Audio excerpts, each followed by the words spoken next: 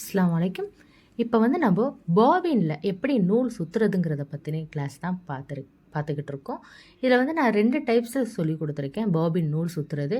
Already ஒவ்வொரு சில மிஷின்ல நம்மளுக்கு பாபின் சுத்துறதுக்குன்ட்டு நம்மளுக்கு அதில ஒரு சைடு க்ளாக் மாரி குடுத்துருப்பாங்க. அதுலயும் போட்டு சுத்தலாம். அது இல்லாதவங்க இந்த மெத்தட ட்ரை பண்ணி பாருங்க. ஓகேங்களா? இப்போ இந்த மாரி ஸ்பேனர் மாரி வச்சுக்கிட்டு நம்ம வந்து பாபின் அதில மாட்டி, இது இல்லைனா கூட ஏதாவது கம்பி மாரி இருந்தா கூட ஓகே. ஓகேங்களா? அதில நம்ம அந்த பாபின வந்து விட்டு நம்ம ஈக்குவலா சுத்தணும். பாபின எதில சுத்துனாலுமே நம்மளுக்கு ஃபர்ஸ்ட் அந்த ஈக்குவலா இருக்கணும். ஓகேங்களா?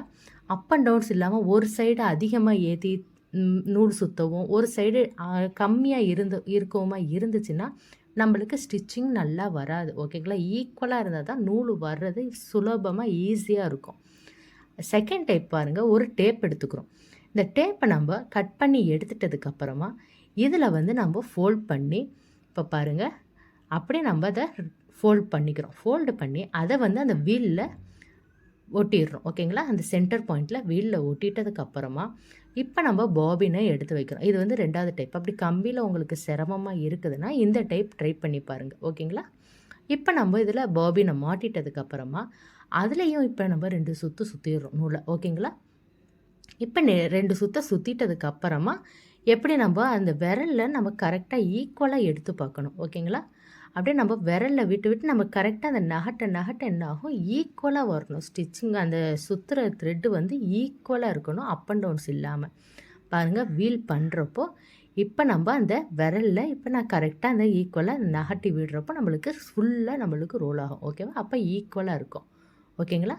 இந்த மாதிரி தான் நம்ம பாபின் சுத்தணும். எதில சுத்துறதா இருந்தாலுமே நீங்க கரெக்ட்டா ஈக்குவலா இருக்கான்னு மட்டும் செக் பண்ணி பார்த்துக்கோங்க. அப்போ தான் ஸ்டிச்சிங் கரெக்ட்டா வரும். ஓகேங்களா? இப்போ நம்ம இத பாபின் சுத்திட்டோம். இப்போ இதில எடுத்து இப்போ நம்ம கேஸ், அதாவது அதை எதில எப்படி மாட்டுறதுன்னு பார்ப்போம். ஃபர்ஸ்ட் நம்மளுக்கு வந்து நூல் வந்து இந்த சைடு விட்டுட்டு, நம்ம அதில மாட்டி அந்த ஹோல் வருது பாருங்க நீட்டா, அதில இருந்து கொண்டு வந்து அந்த சின்ன ஹோல்ல கொண்டுட்டு வரோம். இப்போ எடுக்கிறப்ப அந்த பாபின் வந்து ஃப்ரீயா சுத்தணும். ஓகேங்களா? இப்போ பாருங்க, இழுக்கையில நம்மளுக்கு அது ஃப்ரீயா சுத்திக்கிட்டு வரணும். அப்படி சுத்துச்சுனா தான் நம்மளுக்கு நூல் ஸ்டிச் பண்ணுறப்போ ஈஸியா இருக்கும். ஓகேங்களா?